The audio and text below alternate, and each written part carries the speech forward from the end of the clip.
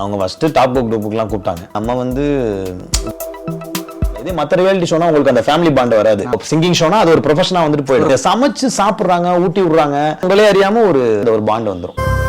தீபஜோதியில் இல்லங்களிலும் உள்ளங்களிலும் பவித்ரம் பரவட்டும். GTயோட உங்க ஹாலிடே சூப்பர் ஸ்பெஷல் தான். GT Holidays, South India's #1 travel brand. நீங்க வந்து குக் வித் கோமாளி இப்போ ஆரம்பிச்சிருக்கு. நிறைய பேர் வந்து பெரிய பெரிய ஃபேன்ஸா இருக்காங்க. அண்ட் பர்டிகுலரா உங்களோட வீடியோஸ்லாம் வந்து நிறைய வைரல் ஆயிட்டு இருக்கும். நீங்க வந்ததுக்கு அப்புறத்துல இருந்து உங்களோட அந்த சின்ன சின்ன ஹிண்ட் எல்லாம் வந்து நிறைய பேர் வந்து பாத்துக்கிட்டு இருக்காங்க. ஸோ வந்து எப்படி போயிட்டு இருக்கு ஷூட்லாம்? எல்லா சீசனும் மாதிரி தான் இந்த சீசனும் மற்ற சீசனுக்கு பண்ணுற மாதிரி தான் பண்ணுறோம். ஏன்னா இப்போ டெலிவிஷன் பார்க்குற ஆளுங்களே கொஞ்சம் கொஞ்சமாக குறைஞ்சிட்டே இருக்காங்க. ஸோ அப்போ வந்து ஒவ்வொரு ஷோ புதுசாக ஆரம்பிக்கும் போது புதுசாக நம்ம என்ன பண்ண முடியும், கெட்டப்ஸ்லையோ இல்லை வந்து காமெடி வைஸ்லையோ அந்த மாதிரி தான் யோசிச்சு தான் பண்ணுறோம். அந்த மாதிரி இந்த சீசனும் ஓகே எனக்கு நிறைய பேர் பாராட்டுறாங்க. ஒவ்வொரு கெட்டப்பும் நல்லா ரீச் ஆகுது சொல்கிறாங்க. சில பேர் நீங்கள் பண்ணுற காமெடி ரொம்ப நல்லா இருக்குது, ஒரு மாதிரி வித்தியாசமாக இருக்குது அப்படிலாம் சொல்கிறாங்க. யூனிக்காக இருக்குது அப்படிலாம் சொல்லல. ஓகே நல்லா இருக்கு, நீங்கள் பண்ணுறது ஒரு ஹியூமராக இருக்குது, நல்லா இருக்குது, ஃபன்னாக இருக்குது அப்படி சொல்கிறாங்க. நீங்கள் வந்து லேட்டராக தானே நான் ஜாயின் பண்ணீங்க? ஆமாம், சீசன் 3ல இருந்து சீசன் 2ல வந்து இந்த காலில் இருந்து ஆரம்பிச்சேன். ஆமாம், அதுக்கப்புறம் சீசன் 3ல இருந்து ரெகுலராக கோமாளியான. ஆமாம், அந்த மிளகு உப்பு அது மாதிரி கடை. அதுக்கு முதல்ல அந்த புகழ் கூட ஒரு கஸ்டமருக்கு யாத்ரிகோ ஜானி அந்த தான் ஃபர்ஸ்ட் என்னோடது. அதுக்கப்புறம் தான் ரெகுலர் கோமாளியா கூப்பிட்டாங்க. இப்போ வந்து அது நீங்க வர்றதுக்கு முன்னாடியே அந்த சீசன் வந்து ஒரு ஹிட்டான ஒரு சீசன். உங்களுக்கு வந்து ஐடியா இருக்கு இந்த மாதிரிலாம் இருக்க போகுது அப்படின்னு. எப்படி அப்ரோச், என்னன்னு கூப்பிட்டாங்க இந்த மாதிரி நீங்களும் ஒரு கோமாளி? நான் சீசன் அந்த கோமாளி சீசன் 1 முடிச்சுட்டு குக் வித் கோமாளி சீசன் 2 வந்து நல்லா போச்சு. அப்பயே நான் வந்து கேட்டேன் ரவுஃபா மேம், அப்போ கேட்டேன் மேம் என்னைய கோமாளி ஆக்குங்க. அப்போ அவங்க சொன்னாங்க கோமாளி வந்து ஒரு லுக்காவே ஒரு ஃபன்னா இருக்கணும். அப்ப அந்த பாலா இப்படி இருக்கும் தம்பி வேற வர்ற வாய்ப்பு அடுத்த சீசன் கூப்பிட மாட்டாங்க போல. இப்படி இருக்கும் முடி, புகழுக்கு முடியலாம், அதான் பை லுக்கா அவங்க ஃபன்னா இருக்கணும், அப்பதான் சிரிப்பா இருக்கும். நீ வந்து லுக்காவே நீ ஆங்கர் ஏதாவது ட்ரை பண்ணலாவே அப்படி சொன்னாங்க. பட் என்ன பொறுத்தளவு நமக்கு அந்த காமெடி சென்ஸ்னு ஒன்று இருக்குல்ல, ஸோ அதனால அதை அப்ளை பண்ணி வந்துடலாம் அப்படின்னு சொல்லி அப்பயே கேட்டேன். அப்பா அவங்க அப்படி சொன்னாங்க. அதுக்கப்புறம் தான் அந்த கால் திடீர்னு கூப்பிட்டாங்க. நான் தூங்கிட்டு இருக்கும்போது திடீர்னு கால் பண்ணி இந்த மாதிரி ஒரு ஃபோன் கால் மட்டும் பண்ணும் புகழுக்கு அவசரமா பண்ணுவோம் சொன்னாங்க. அப்படியா, எதுவுமே ப்ரிப்பேர் பண்ணல, சும்மா போயிட்டு வாய்க்கு வந்தது அங்கே அடிச்சு விட்டேன். அப்படியே அது செம்மையா போச்சு. ஃபோன்ல பேசுனது வந்து நீங்க அப்படியே ஜென்ரலா? ஆமா, சும்மாவே ஃப்ளோ, செம்ம ஃப்ளோ. அது வந்து எதுவுமே தெரியாது, சும்மா ஆனா அப்படிதான் சொல்லியிருப்பேன். வர்ற வழியில அந்த ஸ்டேராட்டோல அந்த ரயில்வே ஸ்டேஷன் எல்லாம் கேட்டதுனால யாத்ரிகோ ஜானிகே காடி நம்பர் அந்த மாதிரி சும்மா வாய்க்கு வந்ததை சொல்லி விட்டேன். அது நல்லா போச்சு, நல்லா இதாக இருந்துச்சு. அதுக்கப்புறம் தான் மேமும் வந்து பார்த்து ஓகே இவனால ஏதோ ஒரு ஹியூமர் உள்ள பண்ண முடியும் போலன்னு சொல்லிட்டு அப்புறம் சீசன் 3ல கூப்பிட்டாங்க. அதுல வந்து அதான் இப்போ அங்க பாலாக்குன்னு ஒரு ஸ்டைல் இருக்கு. அவர் கவுண்டர், காமெடி, ரைமிங் வேர்ட்ஸ் அந்த மாதிரி ஒரு ஸ்டைல்ல போவாரு. புகழ் வந்து ரியாக்ஷன், பாடி லாங்குவேஜ், குழந்தைங்க எல்லாம் அட்ராக்ட் பண்ற மாதிரி, அப்புறம் ரொமான்ஸ் அந்த இதெல்லாம் போவாரு. நமக்கு ஏன்னா ஸ்டைல பிடிக்கிறது போல தான் அந்த கேரக்டரை பிடிச்சி அதை முழுக்க மெயின்டைன் பண்ணலாம். ஒரு த்ரூ அவுட்டா அந்த வாய்ஸ் எடுக்கிறதாகட்டும் இல்ல சம்திங் அந்த கேரக்டரைசேஷன் அப்படி ஒரு ஸ்டைல். ஏன்னா ஒவ்வொருத்தவங்களுக்கு ஒரு யூனிக்னஸ் இருக்கு. அப்ப சிவாங்கிலாம் அவங்க இன்னசென்ஸ் அந்த மாதிரி, ஸோ அதை எடுத்து பண்ணேன். அது இப்போ வரைக்கும் அது கரெக்டாக.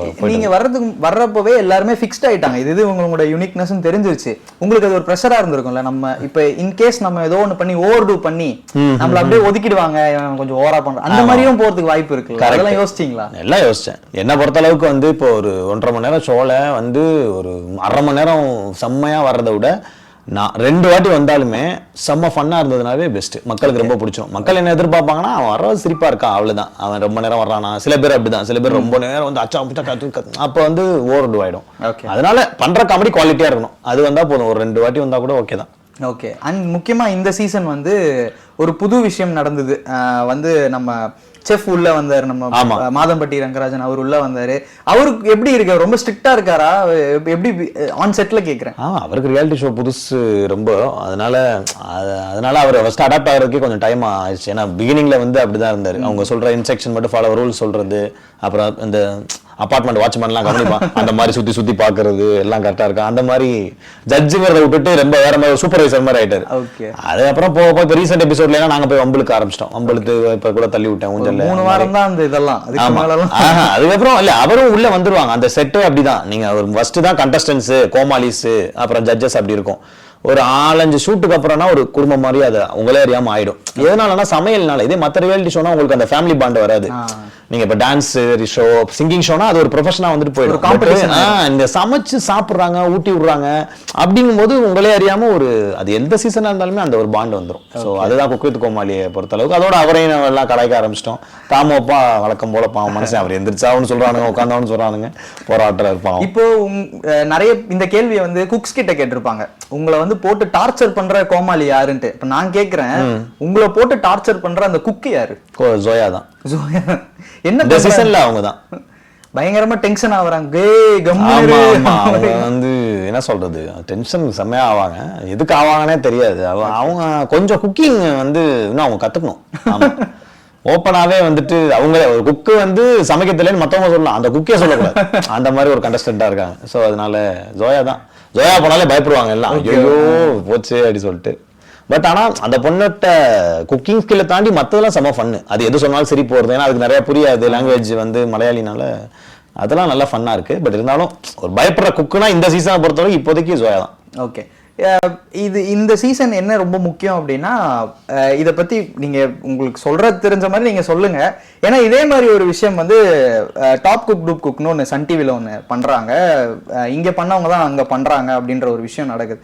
ஆட்டோமேட்டிக்கா ஒரு கம்பாரிசன் வர ஆரம்பிக்கும். இதை விட இது பெஸ்ட் அப்படின்ற மாதிரி ஒன்று பேச்சு வர ஆரம்பிக்கும்.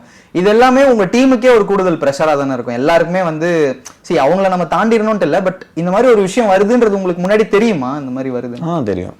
ஓகே, ஸோ லைக் நீங்க வந்து இங்க இருந்தீங்க, இப்ப கூட சொன்னீங்க ரவுஃபா மேம்கிட்ட நீங்க போய் கேட்டீங்க, அவங்களே அங்க பண்றாங்கன்னும் போது நீங்க அங்க போலையா? நீங்க உங்களை கூப்பிடலையா? கூப்பிட்டாங்க. அவங்க ஃபர்ஸ்ட் டாப் புக் டூப்புக்குலாம் கூப்பிட்டாங்க. ஓகே, நான் வந்து யோசிச்சேன், நம்ம வந்து இப்போ சேனல்ல இப்போ விஜய் டிவியில் தான் நான் ஃபர்ஸ்ட் ஷோ பண்ணேன், கலக்கப்போதியார் சீசன் 5. அதில் தான் ஆடிஷன் மூலமாக வந்தேன். பட் அதிலே டைட்டில் வின்னர் ஆனேன்.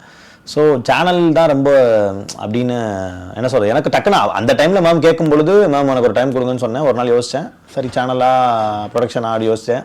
சரி சேனல்லே ஓகேன்னு தோணுச்சு. சரி ஓகே, அது ஈவன் நான் இப்போ டாப் குரூப்ல போய் பண்ணியிருந்தா கூட நான் இப்போ என்ன பண்ணுறேன்னு இதை தான் அங்கே பண்ணுவேன். ஸோ ஆஸ் ஆர்டிஸ்டா எனக்கு வந்து எது பெஸ்ட்டு, இது நல்லா இருக்கா, இது செம்மையா போதா, இது இப்படி போதா அப்படி போதாங்கிற ப்ரெஷர்லாம் நமக்கு வராது. இது வந்து அந்த ப்ரொடக்ஷன் டீமு, டைரக்டர், அந்த கிரியேட்டிவ்ஸ் அவங்களுக்கு தான் அந்த ப்ரெஷர்லாம் வரும். நமக்கு வந்து ஓகே ஒரு சீசன்ல இருக்கமா, ஏதாவது என்ன கெட்டப் கொடுக்குறாங்க, அந்த கெட்டப் எப்படி நல்லா பண்ணணும், அந்த கெட்டப் எப்படி ரீச் பண்ண வைக்கணும், அதுதான் நமக்கான ப்ரெஷர். நீங்க பாக்குறீங்களா டாப் குக் டூப் குக்? பார்த்திருக்கேன். எப்படி போயிட்டு இருக்கு உங்களோட பெர்ஸ்பெக்டிவ்ல? நல்லா தான் இருக்கு. எனக்கு மக்களுக்கு நல்லது. 2 ஷோ ஊரு 2 பட்டா கூத்தாடி கொண்டாட்டம் மாதிரிங்க, கூத்தாடிங்க 2 பட்டானுங்க, ஊருக்கு கொண்டாட்டம் மாதிரி 2 ஷோவையும் பாருங்க. ஏன்னா இப்ப டைமும் ஒரு பெரிய கிளாஸ் கிடையாது. அது வேற டைம்ல வருது, இது வேற டைம்ல வருது. ஓகே நல்லா இருந்தா அதையும் பாருங்க, இதையும் பாருங்க. நிறைய படங்கள் அங்கங்க பாத்துட்டு இருந்தோம்.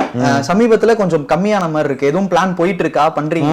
இதுக்கே நேரம் சரியா இருக்கு. அது இல்லாம இப்ப படம்லாம் நம்ம பண்ணோம்னா அதுக்குன்னு ஒரு டெடிகேட்டா இருக்கணும், அதுக்குன்னு ஒரு கமிட் டேட்ஸ்ல இருந்து அந்த கெட்டப் சொல்றேன். இப்போ நம்மள திடீர்னு நாய் வேஷம் போட சொல்றாங்க, திடீர்னு பூனை வேஷம், லேடி கெட்டப், அந்த மாறிக்கிட்டே இருக்கும்ல. படம்னா அப்படி இல்லை, உங்களுக்கு ஒரு 3 மாசமாவது அந்த லுக் மெயின்டைன் பண்ணணும், அந்த மாதிரிலாம் இருக்கு. ஸோ எனக்கு என்னன்னா அதுக்கு போகணும் கண்டிப்பா. இந்த சீசன் முடிஞ்சோடனே ஒரு படங்கள்லாம் த்ரூ அவுட்டா ட்ரை பண்ணலாம் தான் ஒரு ஐடியால இருக்கேன். ஸோ அதனால இந்த சீசன் முடிச்சுட்டு டெடிகேட்டடா அதுக்கு போய் பண்ணலான் இருக்கு. சூப்பர்ண்ணே. எங்களுக்கு வந்து நீங்க இருக்கீங்கன்னும் போது உங்ககிட்ட வந்து ஏதாவது பெர்ஃபார்மன்ஸ் கேட்காம இருக்க முடியாது. எங்க சேனலுக்காக ஏதாவது பேச சொல்லு. அனைவருக்கும் வணக்கம். தமிழ்நாடு நவ், அதை சேனலை பார், சோகம் பறந்து போகும், அதில் வரும் வீடியோக்களை பார், உன்னுடைய மகிழ்ச்சி இரட்டிப்பாகும். தமிழ்நாடு நவ் பாருங்க, இது பண்ணுங்க, ஏதோ ஒன்று பண்ணுங்க, சப்ஸ்கிரைப் பண்ணுங்க. ஆமா சப்ஸ்கிரைப் பண்ணுங்க. தீபஜோதியில் இல்லங்களிலும் உள்ளங்களிலும் பவித்ரம் பரவட்டும். ஜிடியோட உங்க ஹாலிடே சூப்பர் ஸ்பெஷல் தான். GT Holidays, South India's #1 travel brand.